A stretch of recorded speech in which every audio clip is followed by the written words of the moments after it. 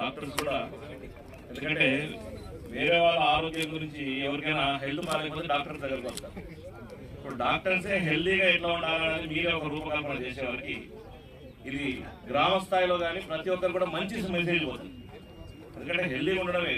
ఈరోజు తెలంగాణలో కాంగ్రెస్ ప్రభుత్వం వచ్చినాక రేవంత్ రెడ్డి గారు ముఖ్యమంత్రి అయిన తర్వాత మొట్టమొదటి తెలంగాణలో హెల్తీ తెలంగాణను తీసుకురావాలా అన్న ఆలోచనతో ముందుకు పోయింది. అందులో భాగంగా స్పోర్ట్స్కు కీలక పాత్ర పోషించి స్పోర్ట్స్కి ఎటువంటి అవకాశాలు ఉన్నా, ఎటువంటి అవసరాలు ఉన్నా వారికి కీలకంగా ఏమైనా ఎటువంటి సదుపాయాలు కావాలన్నా ఏర్పాటు చేయడం కోసం 371 కోట్ల రూపాయలతో ఈరోజు నిధులు, నాకు తెలిసి ఇది చరిత్రలోనే మొట్టమొదటిసారి ఇంత డబ్బు ఎప్పుడు కేటాయించాలి స్పోర్ట్స్. ఆలోచన చేయకుండొచ్చు. మంచి కార్యక్రమం చేసినందుకు ఈ కార్యక్రమం నిర్వహిస్తున్న ప్రతి ఒక్కరు కూడా కృతజ్ఞత తెలియజేసుకుంటూ, అన్ని దానాల కంటే ముఖ్యమైన దానం రక్తదానం అనే విన్నాం.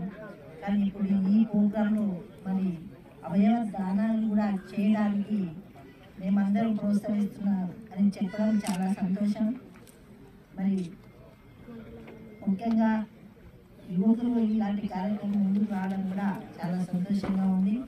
తప్పకుండా మీ అందరూ కూడా మా అండదండలు ఉంటాయని తెలియజేసుకుంటూ, ఏదున్నా మాకు తెలియజేసుకుంటా మా వంతు కృషి మీకు అందిస్తామని తెలియజేస్తూ సెలవు తీసుకుంటున్నాను.